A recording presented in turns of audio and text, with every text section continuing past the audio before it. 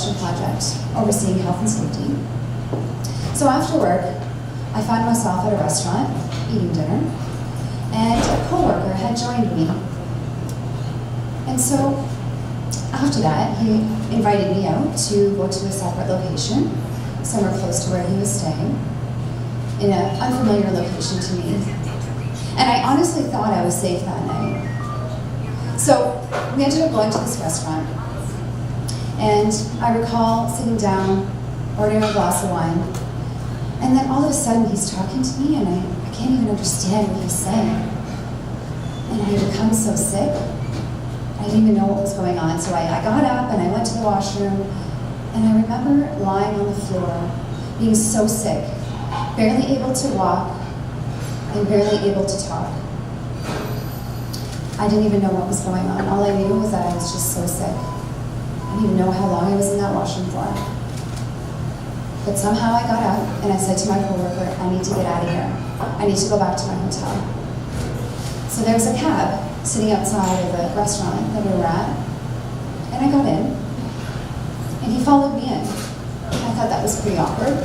And then I thought, wow, you know, this coworker is going to make sure that I get home safe, because, you know, just a few hours earlier at work, we were joking about how unsafe this city is that we're in right now.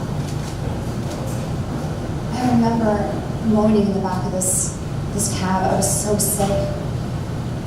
And so I ended up getting into the front of the hotel. He helped me out of the car, brought me to my room. I opened up the door, and obviously went straight to the bed because I was so sick. And I thought I was safe. I thought I was alone. So just a few hours later, I called my friend. It was about 4 a.m. in the morning, 7 a.m. Ontario time. And I called her to tell her that my coworker had raped me. And I didn't know that it's 82% of the time that sexual assaults occur by someone we know. Maybe that's why I thought I was safe. I started writing out a timeline of events, of what had happened before and after, and I started having flashbacks. So I realized that I wasn't just raped, I was drugged. So these flashbacks of being on that floor, flashbacks of not even being able to see the back of the head of that cab driver because my vision was so distorted. So after these flashbacks, I learned so much about the brain, how it'll suppress memory as a way to self-protect us. And so trauma showed up in so many different ways for me, and for everyone, trauma is so personalized. And sometimes it shows up in ways that others don't always see. So for me, I would wake up at 3 a.m. every morning, right on the dot for months. And I went to work as if nothing happened because I didn't know what else to do. Trauma also showed up for me because I didn't start trusting my male friends anymore. I didn't want to go out drinking socially. I walked around with so much shame and disgust and distrust for so many people. I thought I was safe that night. And so my employer hired a third-party investigator. The result was biased and not objective. That investigator decided to not even consider interviewing my friend who I called just a few hours later. And it's interesting because according to Stats Canada,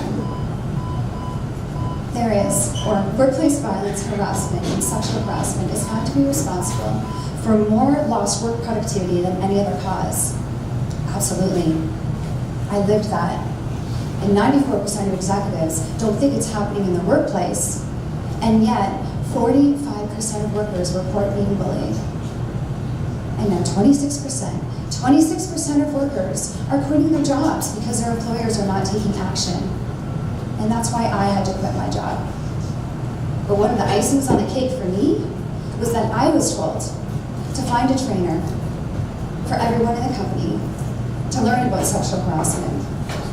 So I found a trainer, and when she flew in from Europe, the training was canceled. She was paid in full, and they didn't even want to talk to her. So then I knew clearly they don't care. they don't care, and they don't believe me. And so, what did not believing, how did that have an impact on me as an employee? I considered suicide, and I didn't know what to do. I felt so alone. And what's so sad is that 33% of women who experience sexual assault contemplate suicide. You know, it wasn't long after I had a female friend ask me, well, Renee, what were you wearing that night? And I thought that was such an interesting question, because rape rates don't go up. In the summertime, when women tend to wear bikinis, and they certainly don't go down in countries like the Middle East, where women are fully covered, that's victim blaming. Why are we teaching women to not get raped rather than men not to rape? Perhaps that's a better situation. So, another icing on the cake, another red flag, was my employer emailing everyone in the company, telling them to not contact me after I went on sick leave.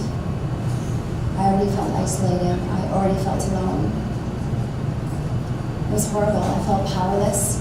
I felt so much pain, all these pain loops, and I didn't know how to move forward. But you know, I realized that sometimes the problem with power is that we forget we have it. So I decided to take my power back, and I fought hard to be here today, and I fought for life, because it's worth it. And I realized that if I can look at the situation with compassionate neutrality, I can see it for what it is. I can see that that's just about power and control, what my coworker did to me, as well as my employer. It doesn't take the pain away, but at least I can look at the situation with an opportunity of freedom in my mind, that I can choose. I can choose to be a victim, or I can choose to become empowered by my experience. It's so easy to hate, isn't it? We see it all day long. But what if I choose to not hate? What if I choose understanding? And what if I choose compassion, mercy, and understanding? That's what I prefer. And so, out of the darkness became my light. And I'm actually grateful for being here today and learning so much about myself and my strength from that experience. Thank you. Woo!